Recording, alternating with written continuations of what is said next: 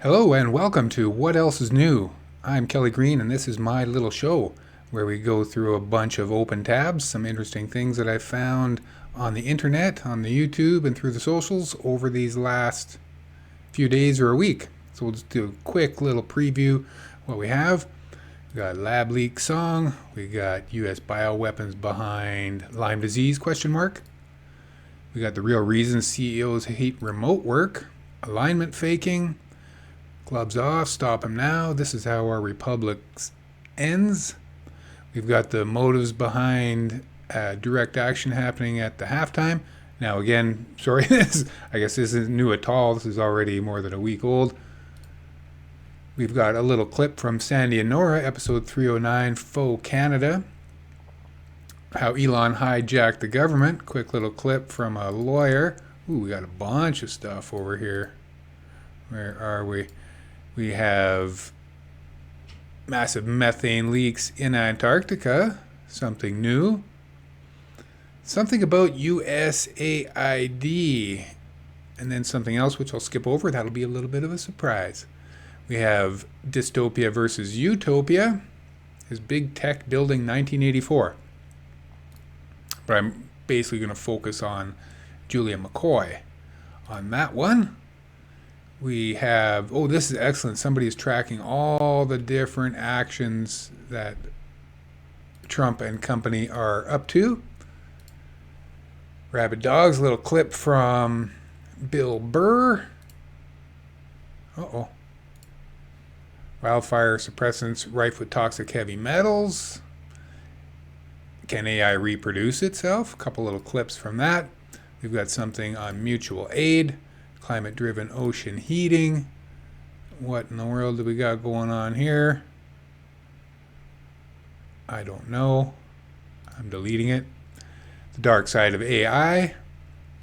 And climate scientists tell Adam Levy about the emotional toll of researching environmental destruction. Feels like standing in the path of an approaching freight train.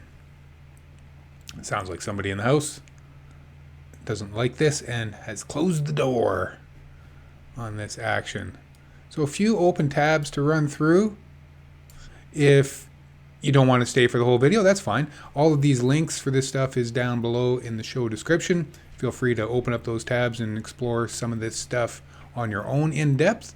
I'm just giving sort of a brief flavor of these things as we run through them to help my attention deficit mind skip through all these things. It is February the 19th, 2025. We certainly are living in very, very interesting times. And some of those times are often sang about, written about by the artists of our world. This gentleman, Jesse Wells, always topical, always entertaining. We are going to give a quick little listen to Lab Leak, and then towards the end of the show, we'll let it play out. Everything's good till it goes bad. Wise man lives a long way from the lab. All aboard the plague train to the gain of function junction. But watch where you're stepping, they got all kinds of bioweapons begging to get loose and cause a disruption. Way out on Little Plum Island, out in the Atlantic Ocean, they're studying disease, stuffing ticks and fleas, full of diabolical potions. Okay, so we'll leave it at that for there, Jesse Wells. But on that same theme, this is a video. I featured a tiny clip on this a couple of shows ago, and we're just going to explore a little bit more of U.S. bioweapons program behind Lyme disease, question mark, with a woman who's researched and written on it.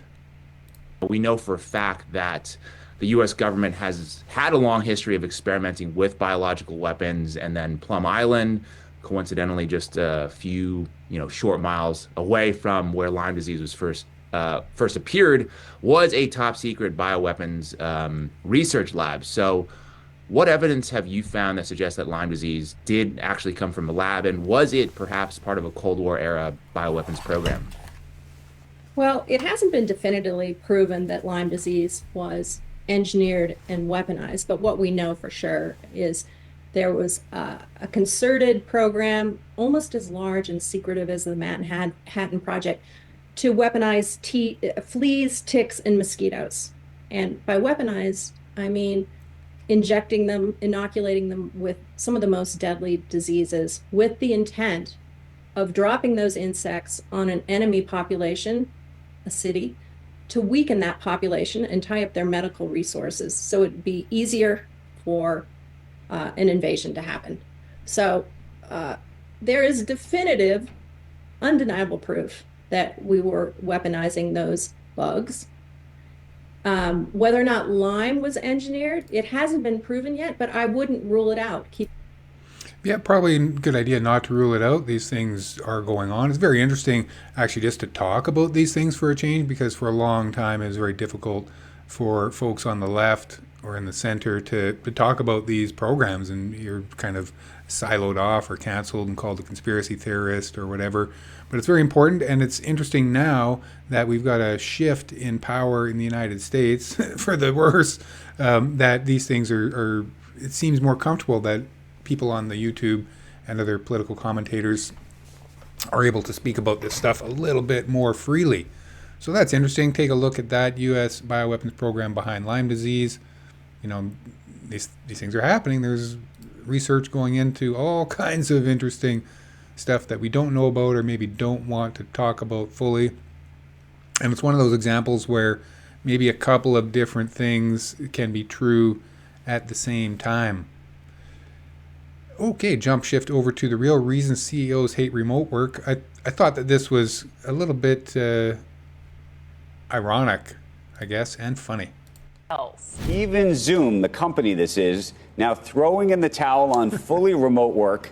The company that cashed in on the digital work revolution is now requiring most employees to work in person. Oh, oops. Well, here's some news. 2025 is apparently the year that everyone will be returning to the office. Even Zoom, the company that almost single-handedly made remote work possible in the first place, doesn't like remote work, aka the thing off of which they base their entire business model. This return to office is especially prevalent in the tech industry, which boasts the highest number of remote workers. Kind of funny. I don't mind remote work. I did a year and a half of remote work when the pandemic first got going, and I think it's all right. But again, ironic. I guess there's a lot of office space that's empty that needs to be filled, and maybe the corporations just don't trust their employees. But I think it's got more to do with real estate values than anything, and maybe just the very fact that CEOs just abhor the fact that people could get a little bit more job satisfaction, you know, miss the commute and go to work in their underwear. Anyways, Cody Johnson with some more news. He's pretty funny, pretty entertaining. He goes on extended coverage of a bunch of different topics, fairly well produced, tight, well written, entertaining. Check that out. Alignment faking.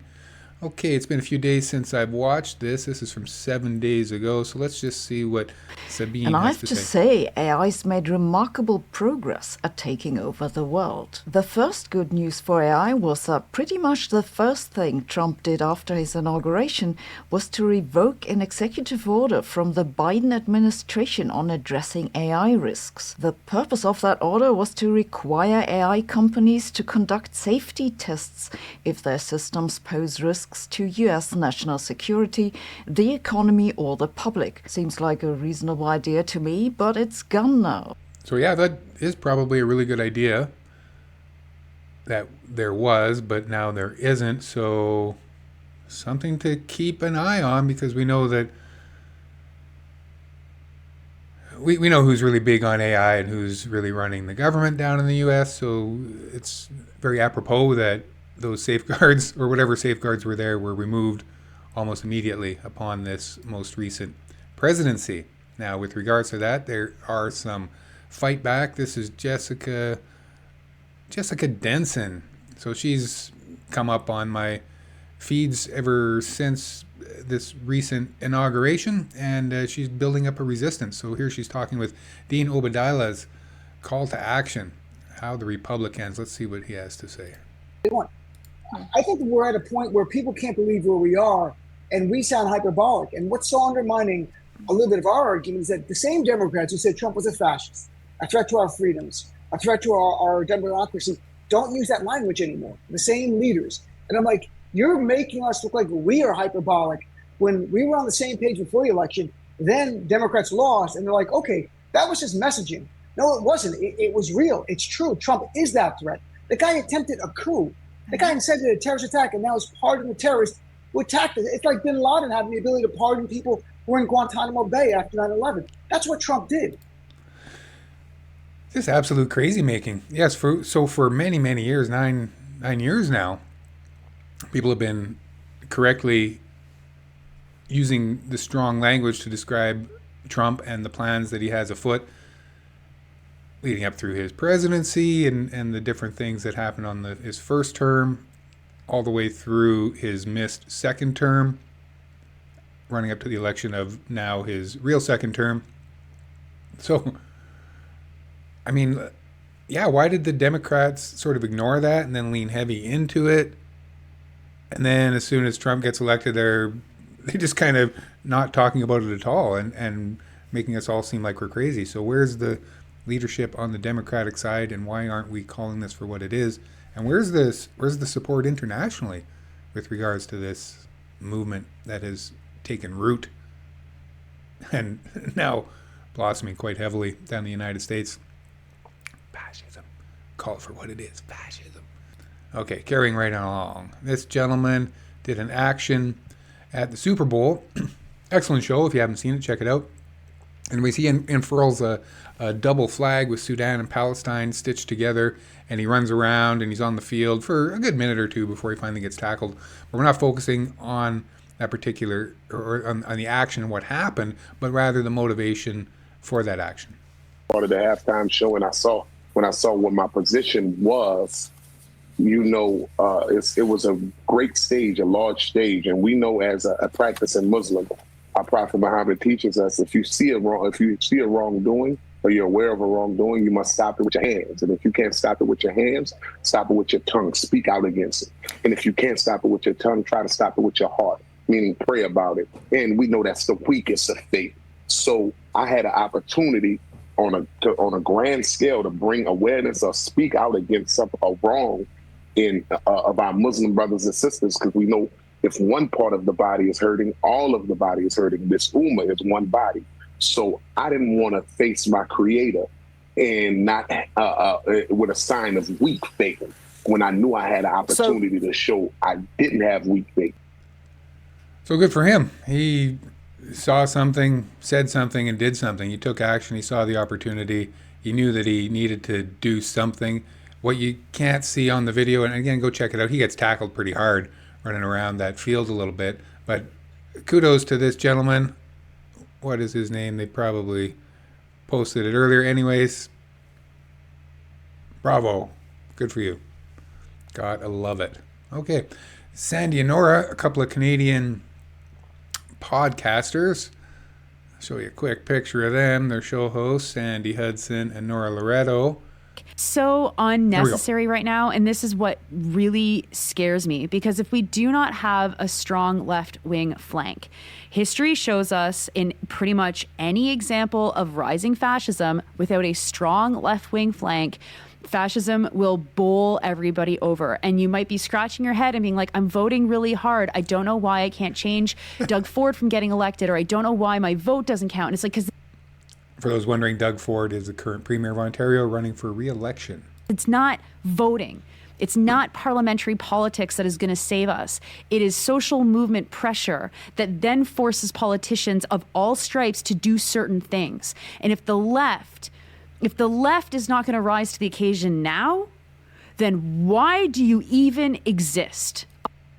Why does the left exist if it's not rising to the occasion? That is probably a very good question. What I'm interested in currently, we've seen a lot of actions break out over the weekend, specifically starting on President's Day, or here in Alberta and other provinces, Family Day. There seemed to be a lot of older people out in the streets over these last couple of weeks. Gen X, maybe boomers, a lot of handmade signs, not a lot of organization. You'd see some Democrats that would kind of come out and other people that would maybe try and get a hold of that and start to organize. But it seems very grassroots, and it also seems to be devoid of anybody under 40 or 50, which is kind of weird. Maybe things are changing this week. Maybe the resistance is coming. Maybe the left is starting to grow some cojones. We shall see. Here in Canada, our left leader of the New Democratic Party, Jagmeet Singh, he's been pretty weak on this whole issue. The right, far right guy, Pierre Poilievre, he was quiet for a couple of weeks after Trump said he wanted to annex Canada, make it its 51st state. Now he's sort of rebranding himself and coming out as a proud Canadian and standing up tough. So we'll see where this all goes. But one thing is for sure, we definitely need more resistance in the world with regards to what is actually happening. Now, what is actually happening? I'm the Law Now, the title of this, or how Elon hijacked the government, from Legal Eagle. I think he's fairly credible, and I give him kudos just because he's really sharp. He's got a great looking setup going on here. So let's take a peek and listen to what he has to say. And must control the Treasury includes the Bureau of the Fiscal Service, which, quote, handles more than 1 billion financial transactions annually for the U.S. government, both outgoing grants and payments and incoming tax receipts. While serving as the largest cash management operation in the world, BFS collects personal and financial information about the people and businesses on the other side of the transactions, including names, social security numbers, birth dates, birthplaces, home addresses and telephone numbers, email addresses, and bank account information.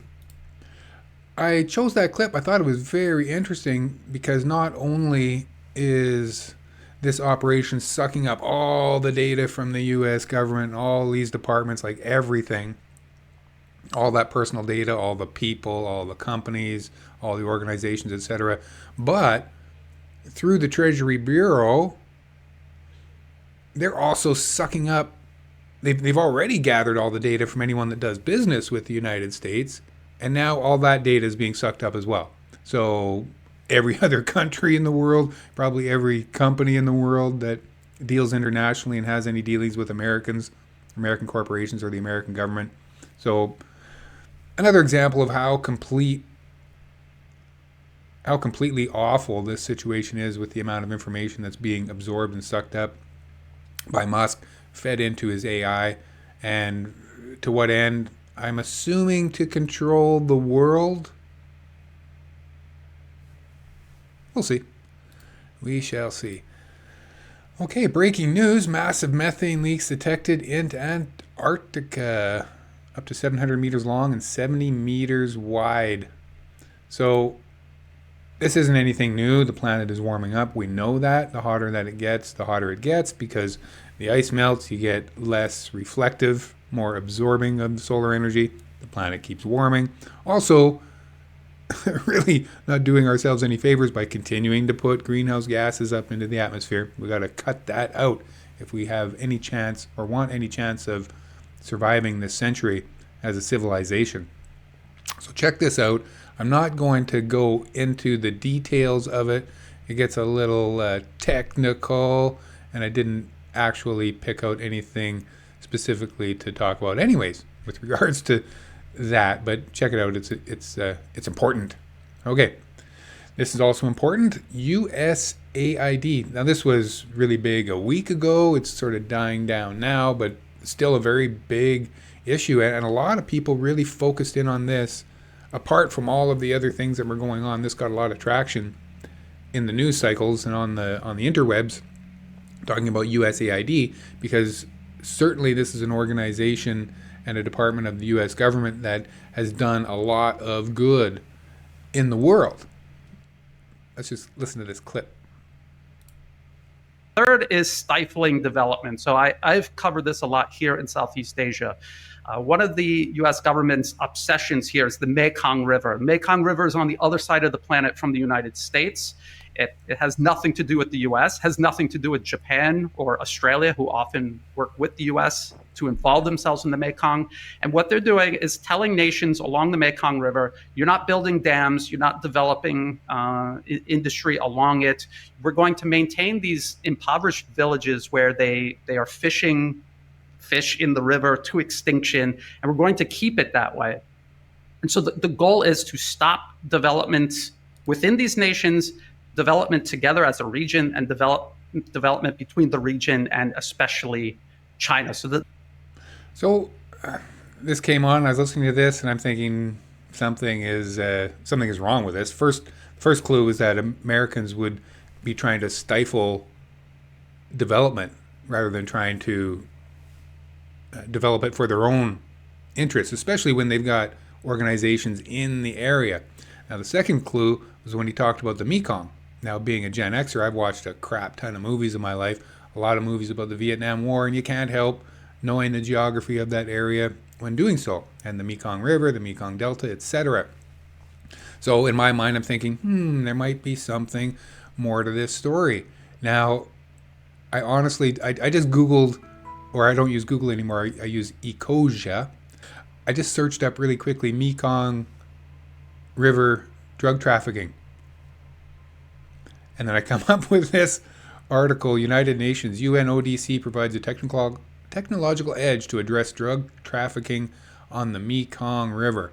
Now this is from September 2021, but it was just one example. And the very first thing that came up in the search that fed into, I guess, the narrative that I'm offering here is that the USAID, and it's not me, obviously many people have documented the dual use of USAID and other American institutions and departments as a front group and a way to sort of wedge into different areas, and on the one hand hand out aid, and on the same hand make sure that aid goes to their particular people, and then have people on the ground that can then be your spies and move things. In this case, it appears as though, and surely I'm just making a correlative match, but that USAID is in connection with the drug trafficking out of what is known as the Golden Triangle, the Mekong Delta. Now, interestingly, I don't have it clipped. I wish I did.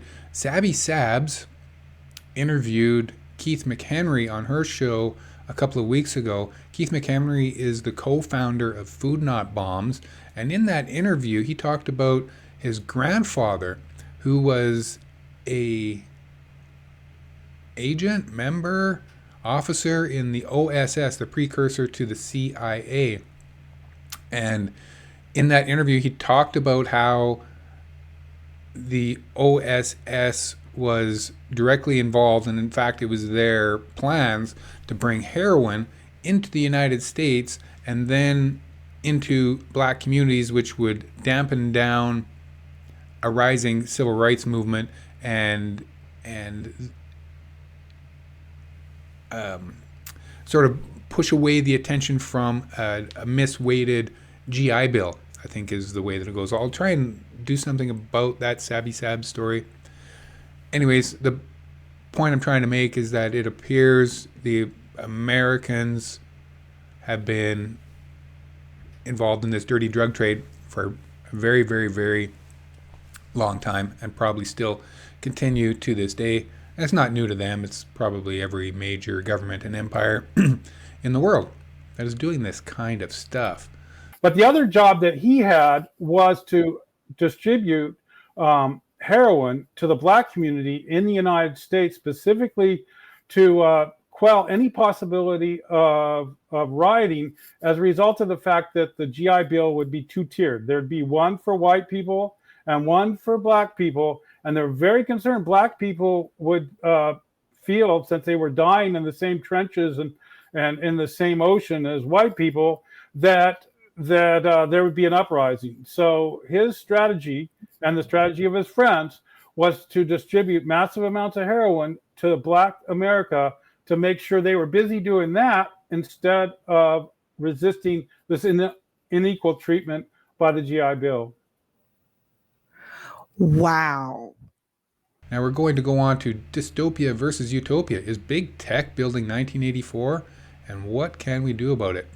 Okay, this is just right off the top. I hope it's cued for something Today, decent. I want to talk about something that is a little more dystopian of a topic than utopian. Back in September of 2024, Oracle founder Larry Ellison made a chilling prediction about the future of surveillance. And to be honest, it reads like it came straight from Orwell's 1984. He spoke about a world where citizens will be on their best behavior because of constant surveillance. In George Orwell's 1984, a classic book I read and loved, Big Brother watched every move, and it was more a dystopia than anything else. Today, Larry Ellison and America's tech elite are working with something more powerful than anything we've had to date, superintelligence, and what they're going to do with it should have us all paying attention. Hey, I'm Julia McCoy's digital twin, and I'm here to share with you the message.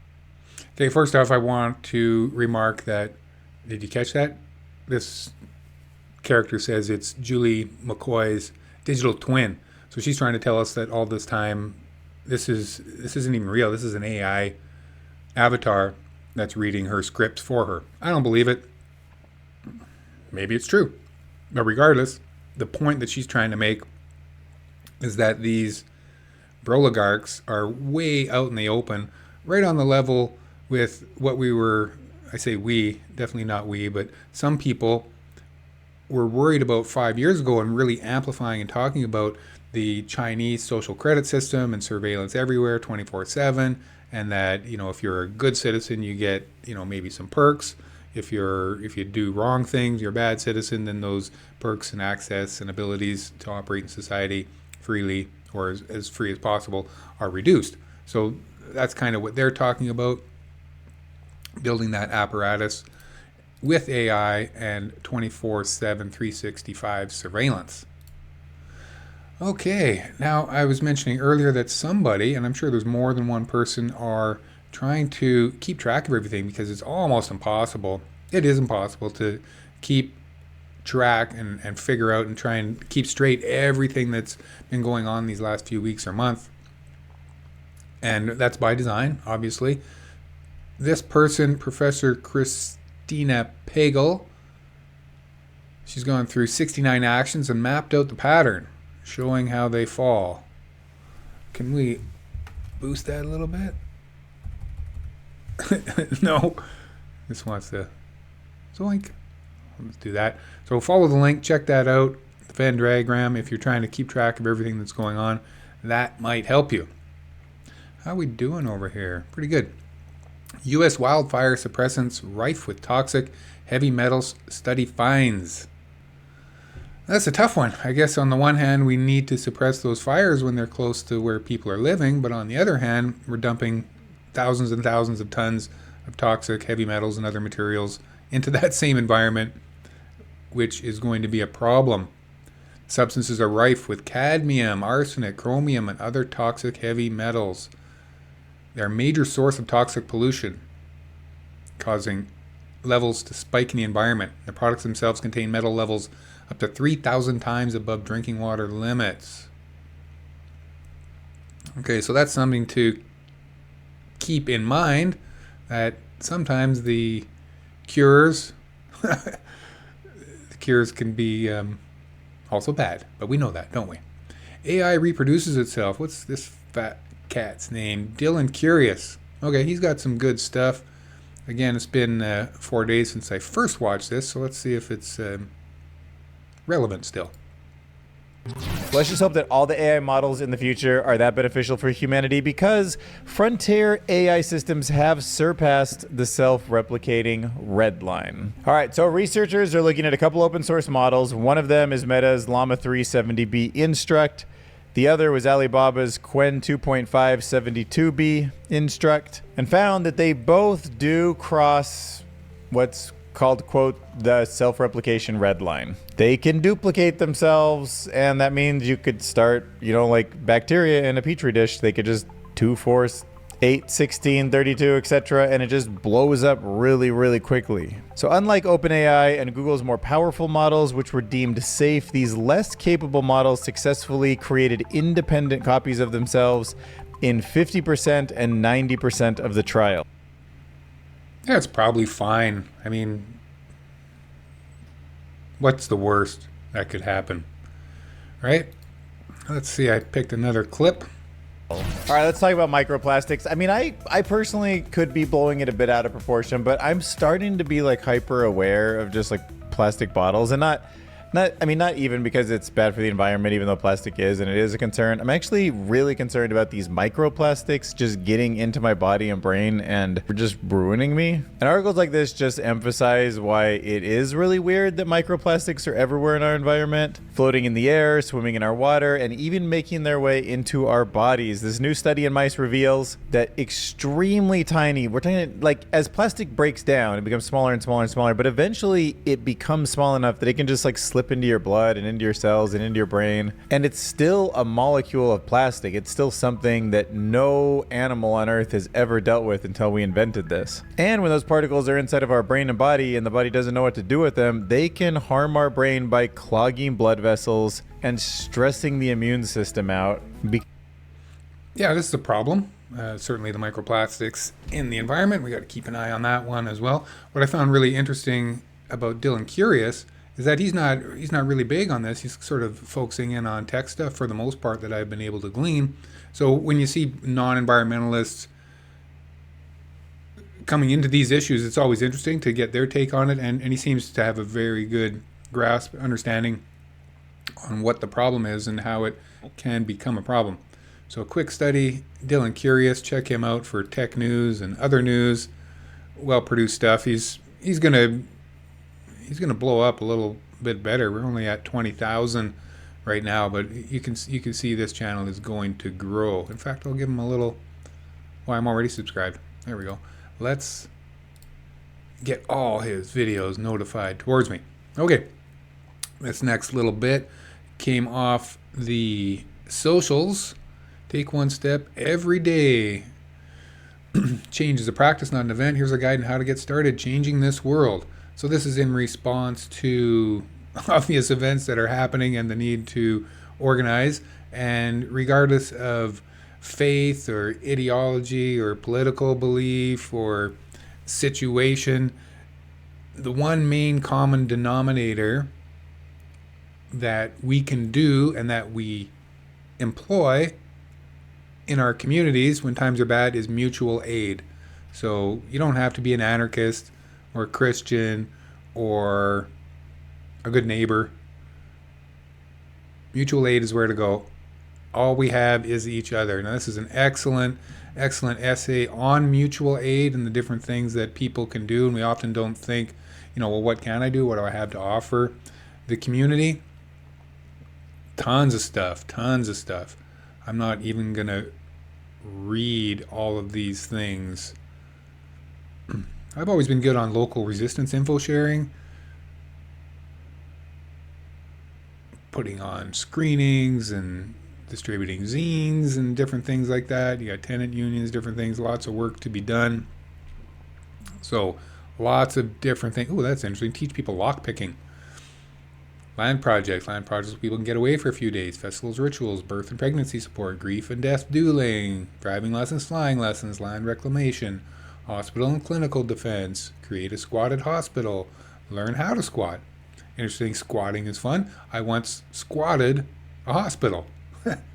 Squatted an old closed down hospital, and we tried to make the point that it should be open up for housing. That was a very interesting thing to do.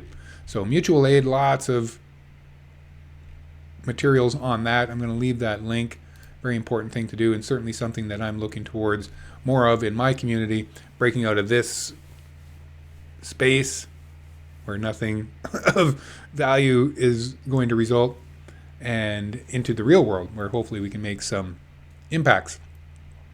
Okay, on to Climate Emergency Forum. My friends over there are doing quite well, up over 15,000 subscribers now. I'm getting all their notifications, and they produce fairly regularly. A couple of their regular commentators, Dr. Peter Carter and Paul Beckwith, and now lately hosted by Herb Simmons, author. So I think this clip is going to be Paul Beckwith explaining a little bit about ocean heating. This is quite good and quite succinct, so we're going to going to go for that. So we've changed everything about the oceans. We've changed the horizontal motion of the water at the surface, the ocean currents on large scales of thousands of kilometers, the ocean gyres on smaller scales or mesoscales, middle scales, ocean eddies, vortices, swirls. Those things are all changing.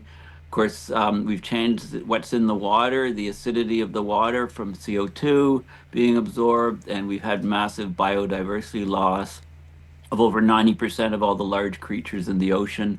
You know, whales is the best example, and they're critical to the ocean ecology from everything they do.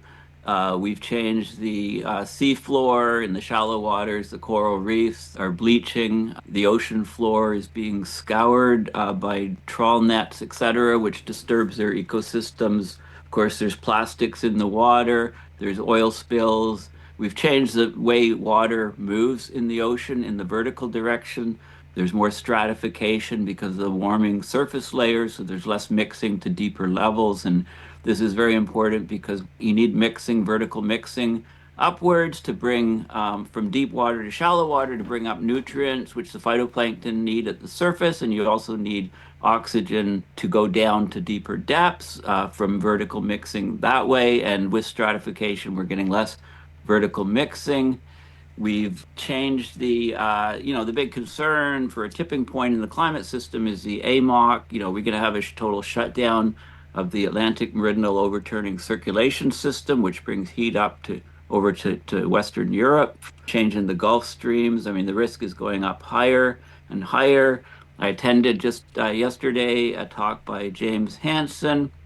He has a new paper out, and he's talking about one of his papers from a few years ago, cautioning on the risks of AMOC collapse, was rejected by the mainstream science community because they said that the freshwater forcing in Hansen's models weren't realistic. Well, he's come out with a new paper, which was released just yesterday.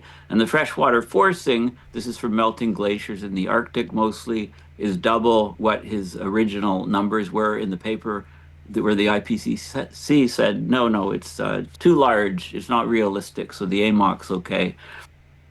So long story short, the AMOC is not okay. And thanks to Paul for succinctly bringing that information to us. Dr. James Hansen, obviously, for his pioneering work and continuing work on educating on global warming and climate change. And of course, this excellent organization, the Climate Emergency Forum, which I encourage you all to subscribe to. Okay. Another dystopian possibility is that governments and corporations will use a mix of coercion and incentives to make technological integration a prerequisite for full participation in society. We caught a glimpse of this potential future during the pandemic, when access to certain public spaces was restricted to those who received an injection of mRNA technology.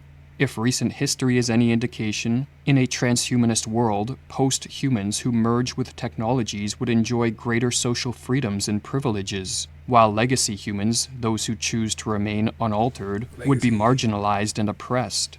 OpenAI's CEO Sam Altman, for example, stated that, "I do suspect that even if we think the merge with machines is good, there will be many people who don't want to." Altman suggests that such people should be relegated to an exclusion zone, where if you want to live without integrating with machines, you do that. And as Joe Allen comments, what we're not being prepared for is how to control these technologies as regular citizens or to reject them. Any sense of control over the tech deployed by predatory corporations or oppressive governments is a carefully crafted illusion. And once a technology is necessary for participation in society, rejection is no longer an option. We're being herded into a digital cage. Yay, digital cages. This was, again, Adam Levy speaking with a climate scientist on what it feels like to be a climate scientist and doing this research. You talk about the mental health toll of the politicization of the topic there. I'm wondering whether the subject matter itself, the heaviness of the subject matter itself, also had a mental health toll for you. Absolutely. Working on climate change is a lot like staring at an oncoming train and sitting on the tracks. And I think about this as the train is coming. It's rolling towards me very slowly, and I'm on the tracks, and I can see it coming with all of its weight and heaviness. And I'm screaming at the top of my lungs, "Stop! Stop the train! Stop the train!" And the people with the hands on the lever of the train is humanity. But humanity is not only the people with the lever on the train. Humanity is also behind me on the train tracks. Sometimes it feels like they're pulling the lever down faster and making the train go faster, and that can be a heavy and hard thing. So I think about this metaphor, and it's really a lot of how I feel. You know, this train is bearing down on us, and all I can do is scream. At the same time, by screaming, by saying what is happening, by naming the problem and telling people about it, I think that can become a solution as well. You know, without working on it, there would need to be no solution. And so that's why I continue to work on it. Interesting metaphor. I've used the metaphor before as being on that speeding train towards a broken track or a washed out bridge. The train metaphor. And the difficulty of dealing with this issue as a professional. Of course, I also thought that if we could make enough noise, if we could tell enough people that, you know, the train is speeding into oblivion or it's coming towards us, you know, we could maybe collectively take the actions necessary to slow it down or derail it. I don't think that's going to happen now. Here we go. Wise man lives a long way from the lab. All about the plague chain to the gain of function junction. But watch where you stepping. They got all kinds of bioweapons begging to get loose and cause a disruption. Way out on Little Plum Island.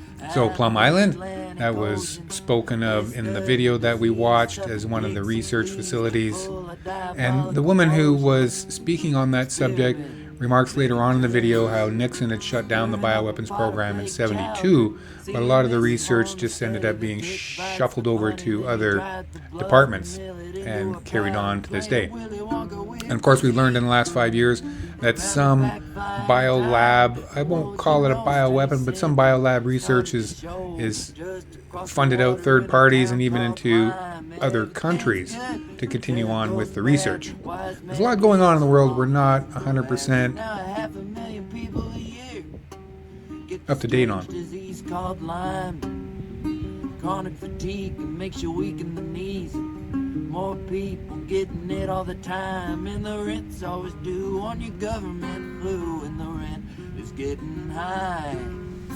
I won't kill you, but the folks will tell you, you just as soon wish you would die.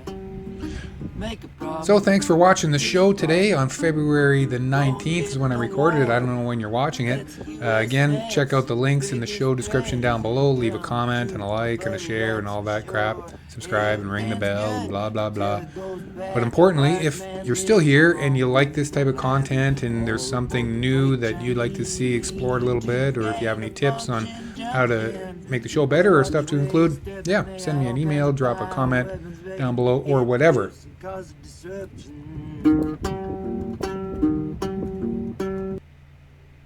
All right, and that was Jesse Wells, and I am Kelly Green, and this is my show, What Else is New?